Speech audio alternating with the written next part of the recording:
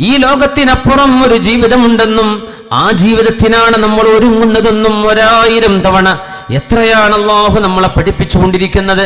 എന്താണ് നമുക്കത് മനസ്സിലേക്ക് കയറാത്തത്? ഇവിടുത്തെ ഒരു ആനന്ദം, ശരീരത്തിന്റെ ഒരു ആഗ്രഹം, അത് മാത്രം നടത്തല്ലേ. ശരീരത്തിന്റെ ആഗ്രഹം ശമിപ്പിക്കാൻ നിന്നാൽ അല്ലാഹു നമ്മളെ പിടികൂടും.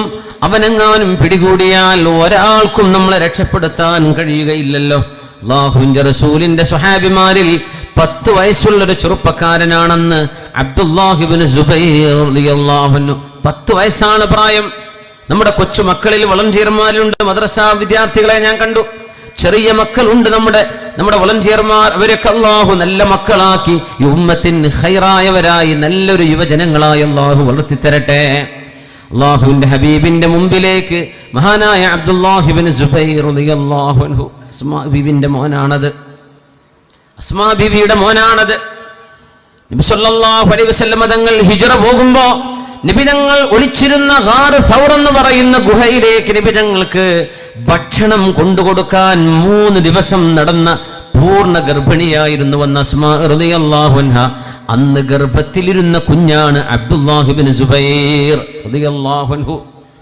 ആ കുട്ടിയെ പ്രസവിക്കുന്നത് ഹിജ്റയോടുകൂടെയാണ്. ഹിജ്റയോടുകൂടെ ജനിച്ച് നബി തങ്ങളോടൊപ്പം 10 കൊല്ലം മദീനയിൽ വളർന്ന മോനാണത്.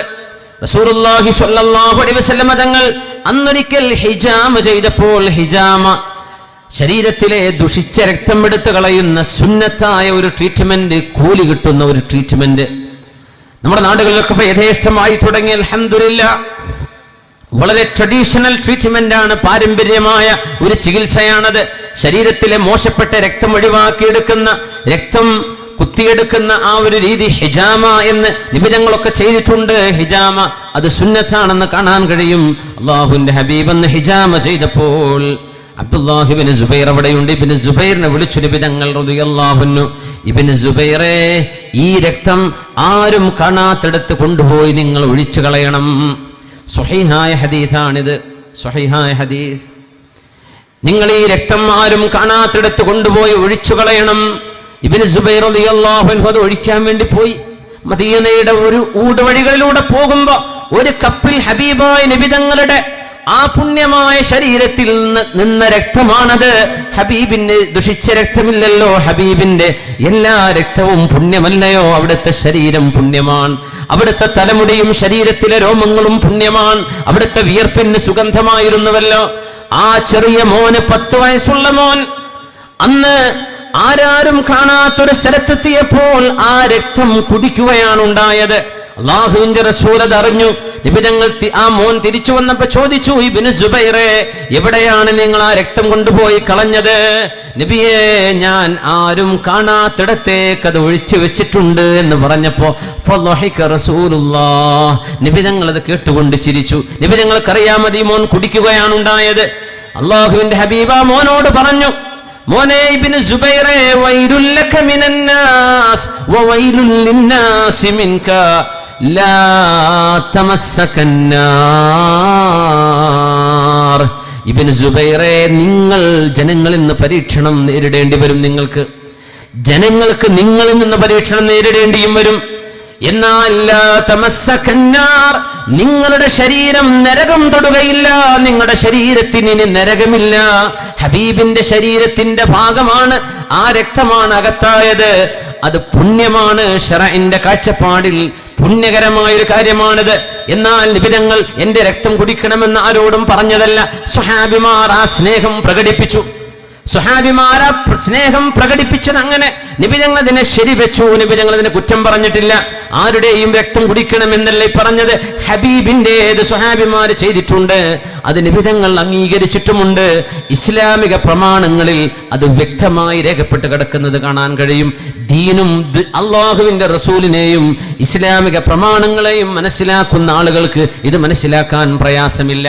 ഒരുപക്ഷെ ഏതെങ്കിലും മുസ്ലിമായ ഒരാൾ ഈ സംസാരം കേൾക്കും, ഒരുപക്ഷെ ഇസ്ലാമിനെ തന്നെ കളിയാക്കിന്ന് വരും. അതൊന്നും പ്രശ്നമില്ല, അതൊന്നും ഇവിടെ പ്രശ്നമല്ല. ഇത് മുത്തുനബിയാണ്, ഹബീബാണ്. ഹബീബിനെ മനസ്സിലാക്കേണ്ട പോലെ മനസ്സിലാക്കിയ ഒരു ചെറുപ്പക്കാരൻ. നബി തങ്ങൾ അതിന് കൊടുത്ത സമ്മാനമാണ് ലാ തമസ്സകന്നാർ, ലാ തമസ്സുകന്നാർ, നരകം നിങ്ങളെ തൊടില്ല ഇബ്നു സുബൈറേ. വലിയ അത്ഭുതമായ സ്വഹാബിയാണിത്, രക്തസാക്ഷിയായ സ്വഹാബിയാണ്, മക്കയിൽ വെച്ച് ഷഹീദായ സ്വഹാബിയാണിത്. അബ്ദുല്ലാഹി ഇബ്നു സുബൈർ റളിയല്ലാഹു അൻഹു, അസ്മാ ബീവിയുടെ പ്രിയപ്പെട്ട മോൻ. യുവജനങ്ങൾ ഹബീബിന്റെ മദ്രസയിൽ പഠിച്ചു. നബിയുടെ മദ്രസ നമ്മുടെ ഒരു കെട്ടിടമല്ല, ഹബീബിന്റെ മദ്രസ നബിയുടെ സംസ്കാരമാണ്, ഹബീബിന്റെ സ്വഭാവം. ഹബീബിന്റെ മജ്ലിസിൽ പോയിരുന്നപ്പോ അവർക്ക് കിട്ടിയതാണത്. അതുകൊണ്ട് ഖുർആൻ അകത്തേക്ക് ചെന്ന കൊച്ചുമക്കളിൽ പോലും ഹബീബായ നബി തങ്ങളോട് അനുരാഗവും സ്നേഹവുമായി. യൗവനം വിട പറയും മുമ്പേ യുവാക്കളോട്, യുവതികളോട് നമ്മൾ ചോദിക്കുന്ന രണ്ടാമത്തെ ചോദ്യം, മുത്ത് നബി തങ്ങളോടുള്ള നിങ്ങളുടെ ബന്ധം എങ്ങനെയാണ്? ഹബീബിനോടുള്ള ബന്ധം എങ്ങനെയാണ്? റസൂലുള്ളാഹി തങ്ങളെ മനസ്സിലാക്കാൻ നമ്മൾ എത്ര സമയം ചെലവഴിച്ചിട്ടുണ്ട്? നബി തങ്ങളെ സംബന്ധിച്ചുള്ള ചർച്ചകൾ കേൾക്കാൻ നമ്മൾ എത്ര സമയം ചെലവഴിക്കാറുണ്ട്?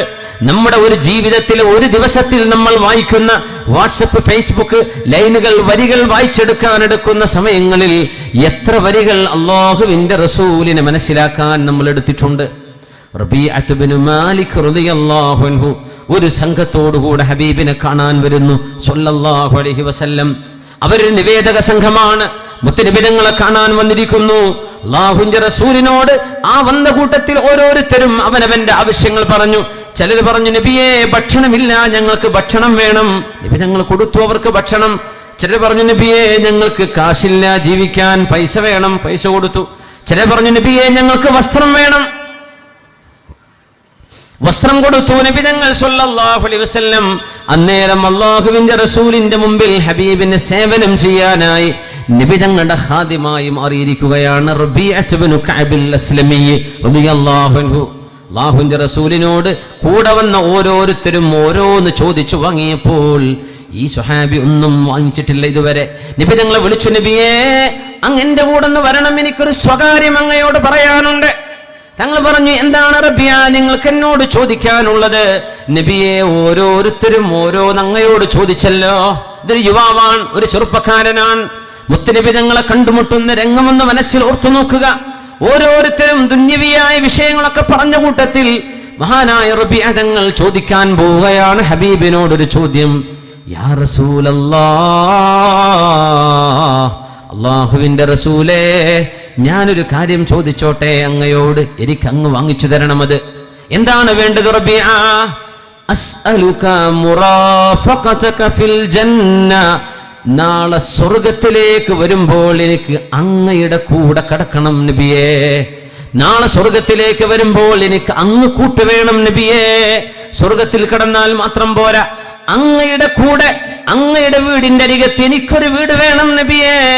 സാധ്യമാണോ, സാധ്യമാണോ നബിയേ? റബിയ, ഇതല്ലാതെ വേറെ എന്തെങ്കിലും അങ്ങേക്ക് ഇനി ചോദിക്കാനുണ്ടോ?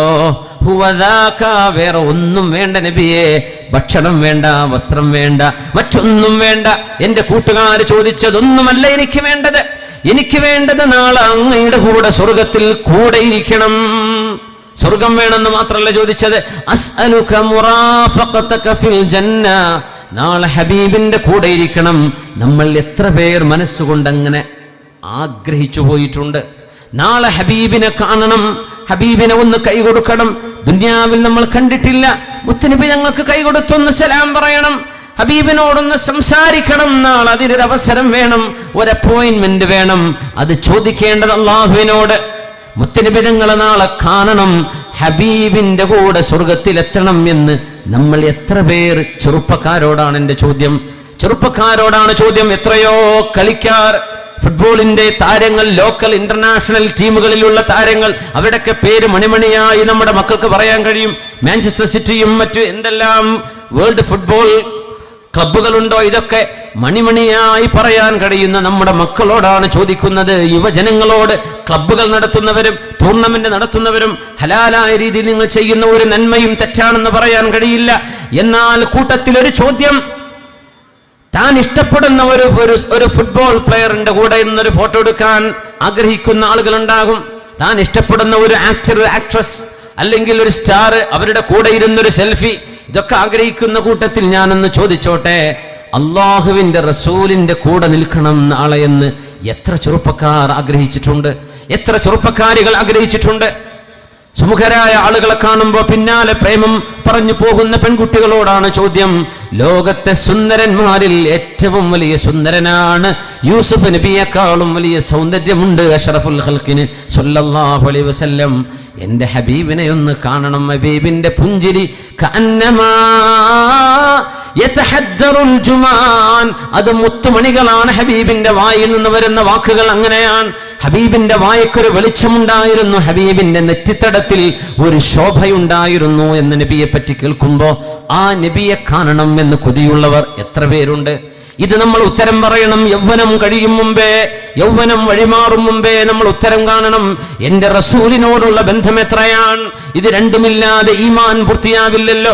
ലാ ഇലാഹ ഇല്ലല്ലാഹ്, അഷ്ഹദു അല്ലാ ഇലാഹ ഇല്ലല്ലാഹ്, ഇത് പറഞ്ഞാലാണോ മുസ്ലിം ആവുന്നത്? അത് മാത്രം പോരല്ലോ. വഅഷ്ഹദു അന്ന മുഹമ്മദർ റസൂലുള്ളാഹ്, മുഹമ്മദ് റസൂലുള്ളാഹാണ് സ്വല്ലല്ലാഹു അലൈഹി വസല്ലം, അള്ളാന്റെ ദൂതരാണ്. ഇത് രണ്ടും പറഞ്ഞാലാ ഈമാൻ കിട്ടുന്നത്, ഇസ്ലാം കിട്ടുന്നത്. ആ ഹബീബിനോടുള്ള ബന്ധം എത്രയാണ്? റബീഅ റളിയല്ലാഹു അൻഹു പറഞ്ഞു, നബിയെ, സ്വകാര്യമായി നബിയെ കൈപിടിച്ചു കൊണ്ടുപോയിട്ടാണ് പറഞ്ഞത്, നബിയെ ഞാനൊരു ചോദ്യം ചോദിച്ചോട്ടെ? അങ്ങയോടൊരു ചോദ്യം ചോദിക്കുകയാണ്. ചോദിച്ചോളൂ റബീഅ തങ്ങൾ അത് കൊണ്ടുപോയി. മഹാനവറുകൾക്ക് അത് ലഭിച്ചു. നബി തങ്ങളോടാണ് പറഞ്ഞത്, അസ്അലുക മുറാഫഖതക ഫിൽ ജന്ന, നാളെ സ്വർഗത്തിൽ അങ്ങയുടെ കൂടെ ഇരിക്കണം നബിയേ. എന്തെങ്കിലും വേറെയുണ്ടോ? ഇല്ല നബിയെ, അത് തന്നെ, അത് മാത്രം മതി, എനിക്ക് വേറെ വേണ്ട. എന്നാൽ റബീഅ, നിങ്ങൾക്കത് ലഭിക്കും, നിങ്ങൾ സ്വർഗവാസിയാണ്. അഇന്നി അലാ ദാലിക മിൻ കസറത്തി സുജൂദ്, ധാരാളം സുന്നത്ത് നിസ്കാരം മോനെ റബീഅ നിങ്ങൾ വർദ്ധിപ്പിക്കണേ. എന്നെ ഒന്ന് സഹായിക്കണം, ഞാൻ കൊണ്ടുപോകാം സ്വർഗത്തിലേക്ക്. എന്നാൽ നിന്റെ കൂടെ എനിക്ക് സഹായമായിട്ടൊരു കാര്യം കൂടെ ചെയ്യണം. സുന്നത്ത് നിസ്കാരങ്ങൾ നീ വർദ്ധിപ്പിക്കണേ മോനെ. തഹജ്ജുദ് വേണം, റവാത്തിബ് സുന്നത്തുകൾ വേണം, ദുഹ വേണം, വിത്ർ വേണം. എന്തെല്ലാം നിസ്കാരങ്ങൾ സുന്നത്തായി ചെയ്യാൻ കഴിയുമോ റക്അത്തുകളുടെ എണ്ണം വർദ്ധിപ്പിക്കണം. മസ്അലുക മുറാഫഖതക ഫിൽ ജന്നഹ്. നമ്മൾ എത്ര പേർ സുന്നത്ത് നിസ്കരിക്കുന്നുണ്ട്? ഫർളങ്ങ് കഴിഞ്ഞു കിട്ടി നമ്മൾ രക്ഷപ്പെടുകയാണ്. സുന്നത്ത് നിസ്കരിക്കുന്നുണ്ടോ? റവാത്തിബ് സുന്നത്തുകള്, മുത്തലഖ് സുന്നത്തുകള്, തതവ്വുആയ, മുസ്തഹബായ, മൻജൂബായ എത്രയെല്ലാം സുന്നത്ത് നിസ്കാരങ്ങൾ. അതുകൊണ്ട് രണ്ടാമത്തെ ചോദ്യം ഇതായിരുന്നു, നമ്മളും റസൂലും തമ്മിലുള്ള ബന്ധം എങ്ങനെയാണ്? സമയക്കുറവ് കൊണ്ട് ഞാൻ ചുരുക്കുകയാണ്. രണ്ട് ചോദ്യങ്ങൾക്ക് കൂടെ യൗവനം വിട പറയും മുമ്പേ ഉത്തരം പറയണം. മൂന്നാമത്തേത് പാപങ്ങൾ സംഭവിക്കുമ്പോൾ നമ്മുടെ ജീവിതം തകരുകയാണെന്ന് ഓർക്കുകയും സംഭവിച്ച പാപങ്ങളിൽ നമ്മൾ എത്രയാണ് അള്ളാഹുവിനെ പേടിക്കുന്നത്, എത്രയാണ് നമ്മൾ തൗബ ചെയ്ത് മടങ്ങിയത്. 20 വയസ്സാകുമ്പോഴേക്കും കാണാത്ത സിനിമയില്ല, മോശമായ വീഡിയോകളില്ല. 25 വയസ്സാകുമ്പോഴേക്കും ഉപയോഗിക്കാത്ത ലഹരിയില്ല. ഇതാണോ നമ്മുടെ യൗവനം? ഇങ്ങനെ നശിപ്പിക്കാനാണോ ആരോഗ്യത്തോടെ അള്ളാഹു നമ്മെ ഈ ലോകത്തേക്ക് പറഞ്ഞയച്ചത്? ഈ പാപങ്ങളിൽ നമ്മൾ അള്ളാഹുവിനെ പേടിക്കണ്ടയോ? റബ്ബിലേക്ക് തൗബ ചെയ്ത് മടങ്ങണ്ടയോ? നമ്മൾ അറിയണം, ഒരു തെറ്റ് സംഭവിച്ചാൽ നമ്മുടെ കുടുംബം മാത്രമല്ല, നാം മാത്രമല്ല അവിടെ നശിക്കുന്നത്. അള്ളാഹുവിന്റെ ശിക്ഷ വരുമ്പോൾ നിന്റെ കുടുംബവും നിന്റെ നാടും നിന്റെ ഉമ്മത്തിനും അതിന്റെ ഫലം വരുന്നതിന്റെ അതിന്റെ ഭവിഷ്യത്ത് വരുന്നുണ്ട്. തെറ്റുകൾ അങ്ങനെയാണ്. റസൂലുള്ളാഹി സ്വല്ലല്ലാഹു അലൈഹി വസല്ലം തങ്ങൾ ഇസ്രായേൽ സന്തതികളിൽ കഴിഞ്ഞു പോയൊരു മനുഷ്യന്റെ കഥ പറയുന്നുണ്ട്. സ്വഹീഹായ ഹദീസാണിത്, സുഹാഹിൽ റിപ്പോർട്ട് ചെയ്യപ്പെട്ട ഹദീസാണിത്. ഇസ്രായേൽ സന്തതികളിൽ കഴിഞ്ഞു പോയൊരു മനുഷ്യൻ മരണമാസന്നമായപ്പോൾ അയാൾക്ക് തോന്നി, ഒരു നിലക്കും അള്ളാഹു വിടില്ലെന്ന് ഉറപ്പാൻ, ചെയ്യാത്ത തെറ്റുകളില്ല. ചെറുപ്പകാലത്ത് പോക്കിരിയായി നടന്ന ആളാണ്, സർവ്വതമ്മാടിത്തരവും ചെയ്ത ആളാണ്. പിന്നെ നാട് വിട്ടു, പിന്നെ കുറെ കാലം കഴിഞ്ഞ് തിരിച്ചു വന്നു, വീണ്ടും തെറ്റ്.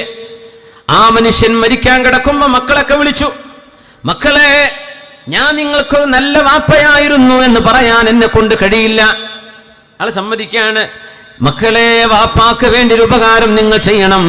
ലാ ഇലാഹ ഇല്ലല്ലാഹ് എന്ന തൗഹീദിന്റെ ആശയത്തിൽ വിശ്വസിച്ചു എന്നല്ലാതെ നിങ്ങളുടെ വാപ്പ ഒരു നന്മയും ചെയ്തിട്ടില്ലെന്നറിയാം. മക്കൾ, ഉപ്പാക്ക് വേണ്ടി ഒരു ഉപകാരം ചെയ്യണം.